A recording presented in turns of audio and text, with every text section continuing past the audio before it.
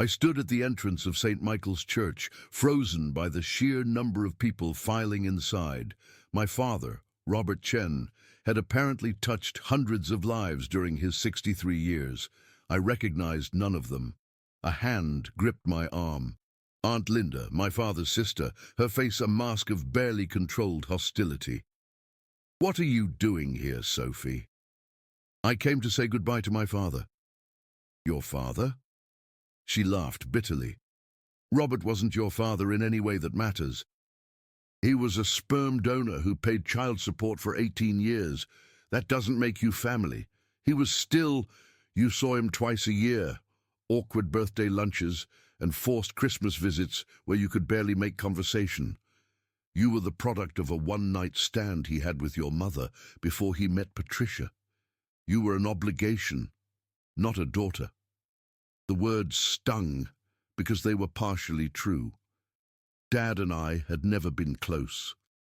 After my mother died when I was 12, our relationship had become even more strained. He had his real family, Patricia, his wife of 25 years, and their children, my half-siblings Marcus and Diane. I was the reminder of a mistake he'd made at 21, a duty he'd fulfilled without enthusiasm. "Patricia is in there grieving her husband," Aunt Linda continued. "Marcus and Diane are mourning their father. You're an outsider who barely knew him. So I'm asking you, as a family member who actually matters, please leave. Don't make this about you." "I'm not trying to make it about me. I just wanted to pay my respects. Then pay them from a distance. Send flowers. Write a nice card. But don't sit in that church pretending you're grieving like we are. Don't insert yourself into a family that never really included you." I felt tears threatening. He was my father. However distant, however imperfect the relationship, he was my father. "I have a right to be here."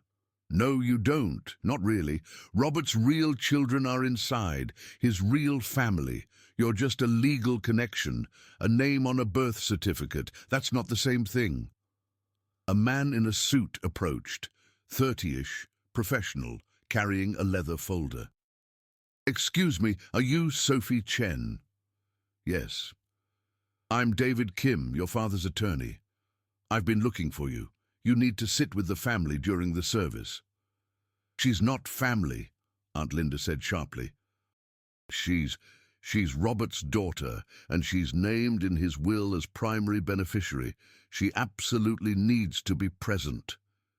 Mr. Kim's voice was polite but firm. "Mrs. Patterson, perhaps you should take your seat. The service is about to begin." Aunt Linda looked like she'd been slapped. "Primary beneficiary? That's impossible. Patricia is his wife. Marcus and Diane are his children. Sophie is his daughter, and she needs to sit with the family. Now, if you'll excuse us." "Mr." Kim gently guided me past Aunt Linda into the church. "What did you mean, primary beneficiary?" I whispered as we walked down the aisle.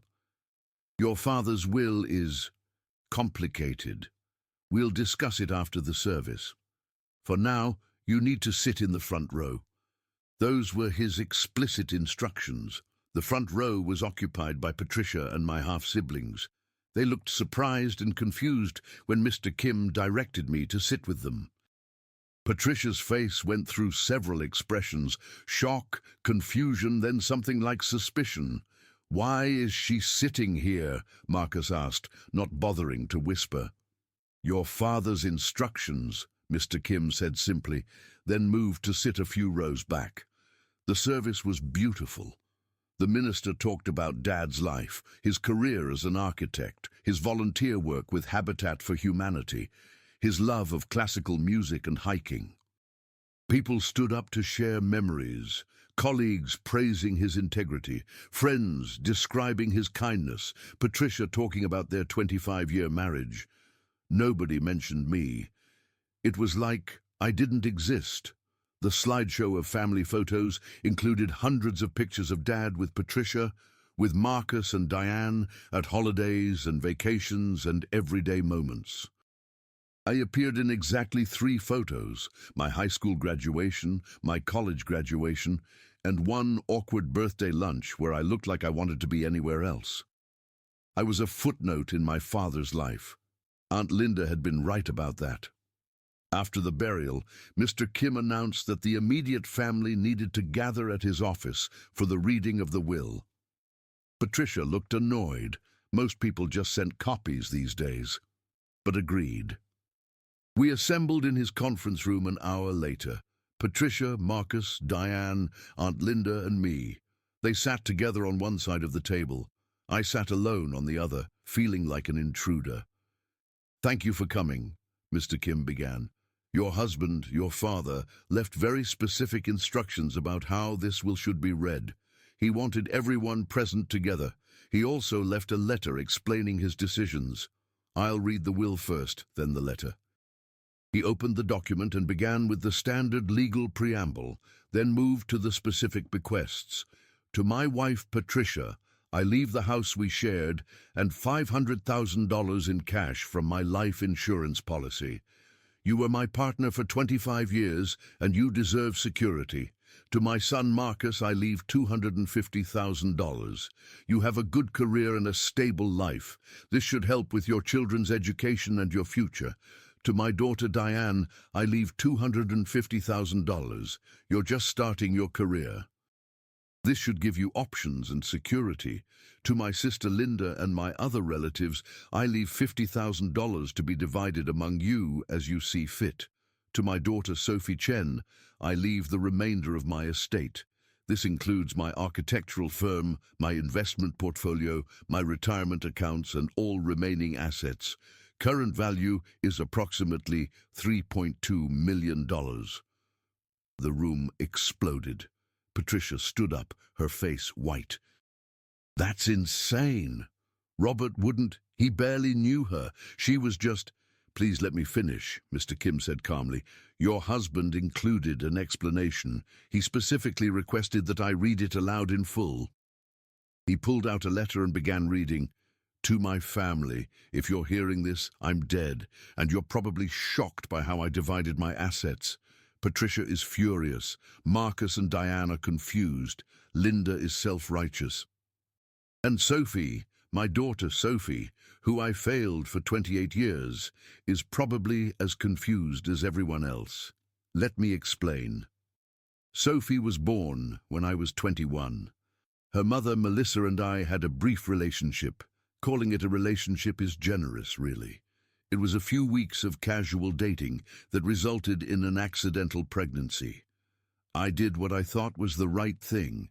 I provided financial support, paid child support every month, showed up for birthday lunches twice a year, sent Christmas presents, fulfilled my legal obligations, but I never acted like her father. Not really. She was the mistake I'd made at 21, the responsibility I'd accepted without embracing. When I met Patricia 2 years after Sophie was born, I finally had the family I wanted, a wife I loved, children I'd planned for, a life that looked the way I'd imagined. Sophie was always on the outside of that life, the awkward reminder of my past, the obligation I fulfilled without enthusiasm. When Sophie's mother Melissa died, Sophie was 12, I didn't step up, didn't ask Sophie to come live with me and Patricia, didn't integrate her into our family. I let her move in with her grandmother while I continued my comfortable life with my real family. I told myself I was doing the right thing, that Sophie was better off with her grandmother, that disrupting my family would be unfair to Patricia and Marcus and Diane, that everyone was better off with the arrangement we had. I was lying to myself. The truth was simpler and uglier. I didn't want Sophie. She was inconvenient. She reminded me of a mistake I'd made. She didn't fit into the narrative I'd built about my life, so I kept her at a distance, maintained minimal contact, did the bare minimum required by law and decency, and I told myself I was a good person because I didn't abandon her completely. But I did abandon her. Maybe not legally, but emotionally. I gave Patricia and my other children everything, my time, my attention, my love, my presence. And I gave Sophie money and occasional awkward lunches. That's not fatherhood, that's just avoiding legal liability. 3 years ago, something changed. Sophie's grandmother, Melissa's mother, who'd raised Sophie from 12 to 25, died. Sophie was alone in the world. Her mother dead at 32, her grandmother dead at 78, and her father... Well, her father sent flowers to the funeral and a card saying he was sorry for her loss. I didn't go to the funeral, didn't offer to help with arrangements, didn't check on how Sophie was doing, just sent flowers and went back to my comfortable life. A few weeks later, I got a call from Sophie's grandmother's lawyer. She'd left a letter for me to be delivered after her death. In it, she wrote about raising Sophie after Melissa died, about Sophie asking why her father didn't want her, about Sophie watching me at those awkward birthday lunches, trying so hard to connect, and me being too uncomfortable to meet her halfway. The letter ended with this: "Robert, you're a coward. You had a daughter who desperately wanted to know you, who tried for years to build a relationship with you, and you couldn't be bothered because she was inconvenient. You chose comfort over courage, chose your preferred narrative over your actual responsibility. I hope you live long enough to regret that choice." That letter destroyed me, because she was right about all of it. I started paying attention to Sophie after that, not openly. I was too ashamed to suddenly try to build a relationship after decades of neglect. But I followed her life from a distance, learned that she'd become an architect like me, that she was talented, respected in her field, building a good career despite having no support from me beyond child support payments. I learned she volunteered at a mentoring program for kids from broken homes, that she spoke at events about resilience and succeeding despite absent parents, that she'd built a good life without me, not because of me. And I realized something. Sophie was the best thing I'd ever created.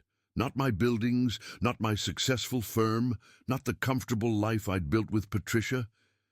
My daughter Sophie, who I'd neglected for 28 years, who I'd treated as an inconvenient obligation, was actually the person I should have been most proud of. She'd survived her mother's death, her grandmother raising her alone, her father's emotional abandonment, and she'd become kind, successful, and generous. She'd done all of that without my guidance, without my support, without my love. She was extraordinary. And I'd missed it entirely because I was too busy with the family I'd chosen over the family I'd accidentally created. So I'm leaving her my estate, not the house. That's Patricia's. Not cash that could be squandered, but my firm, my business, my legacy, the thing I built my life around. Sophie is an architect. She'll appreciate what I built.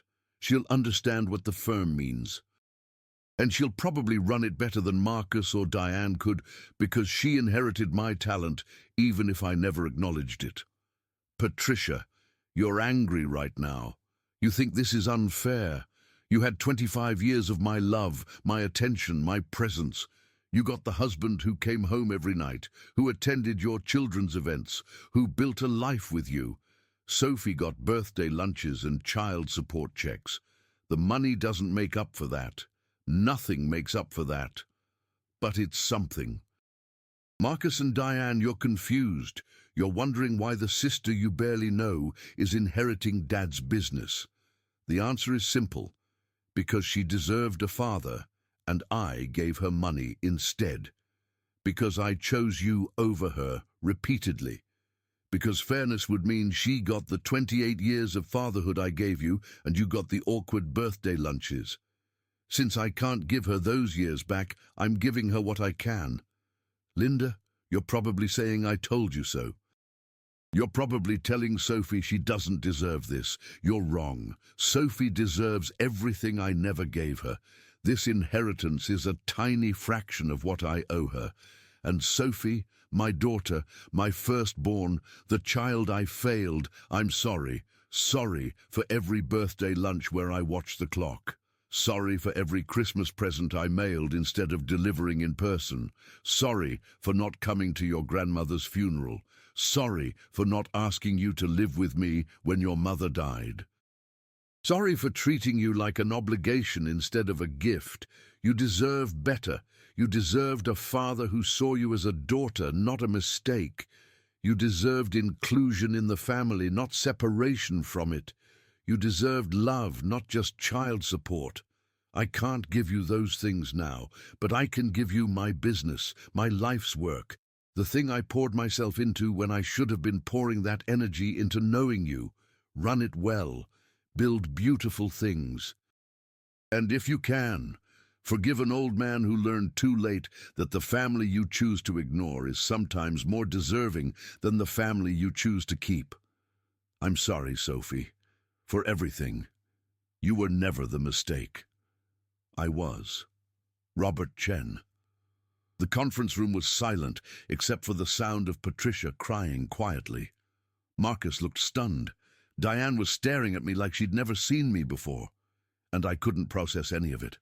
My father had been paying attention, had known about my career, my volunteer work, my life, had watched from a distance while keeping me at arm's length, had felt guilty but never brave enough to change our relationship.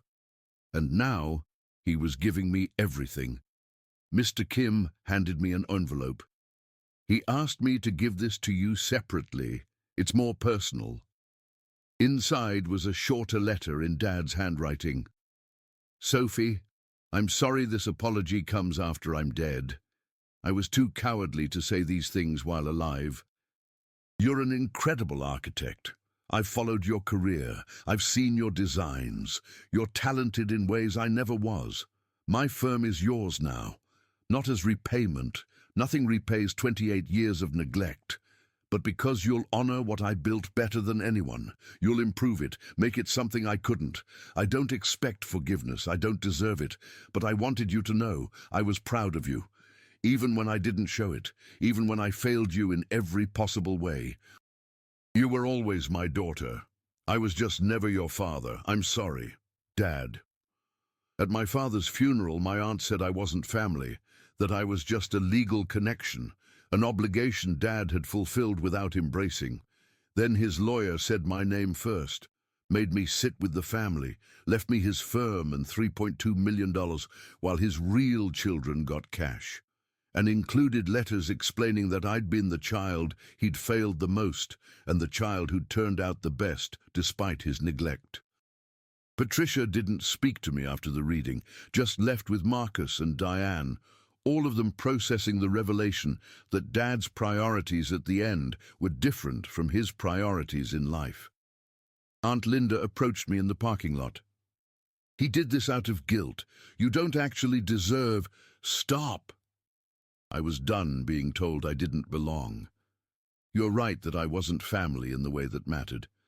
Dad chose Patricia and his other kids over me for 28 years. But he chose differently at the end. That was his right, his money, his business, his choice. You barely knew him. Exactly. I barely knew him because he barely tried. And now I have his firm, the thing he cared about most. I'm going to honor what he built. Not for him. For me. Because I'm a damn good architect, and I earned this through talent, not through inheritance. I took over Chen and Associates Architecture 6 months later. Changed the name to Chen and Chen, honoring Dad's legacy while claiming my place. Half the staff quit when they learned the illegitimate daughter was taking over. The other half stayed and discovered I was actually a better architect than my father had been. The firm's revenue doubled in 2 years. We won awards Dad had never won, built buildings that got featured in magazines, and I dedicated each success to my father's memory, letting people interpret that however they wanted. Marcus reached out a year after Dad's death. I've been thinking about Dad's letter, about how he treated you. I'm sorry I never questioned it, never asked why you weren't really part of the family. I just accepted the narrative that you were different, separate, not really our sister. You were a kid when it mattered most. It wasn't your job to fix Dad's failures. Maybe, but I could have reached out as an adult. could have tried to know you. I chose not to because it was easier to maintain the family dynamic where you were the outsider. Are you reaching out now because you want a relationship or because you want something from the firm?" He smiled sadly. "Honestly, a bit of both. I do want to know my sister, but I'd also really like to not feel like a complete asshole for getting $250,000 while you got Dad's life's work because he felt guilty." "Fair enough. Let's get coffee. No promises, but we can start there." Diane never reached out. Last I heard, she'd moved to California and changed her last name. Patricia sends hostile emails occasionally about how I manipulated Dad. I delete them unread. At my father's funeral, they said I wasn't family. Then his will proved I was the daughter he'd finally learned to value, even if he'd learned too late to matter. The inheritance was nice. The apology was better. But the real gift was knowing I'd succeeded despite his neglect, not because of his support. I didn't need my father to be successful. I did it anyway. That's the truth his will revealed, and it's the truth I carry forward, not as his daughter, but as myself. Sophie Chen, architect, business owner, survivor of parental neglect, who built something beautiful anyway. Dad's firm was his legacy, but my success? That's mine alone. And no amount of inheritance can take that away.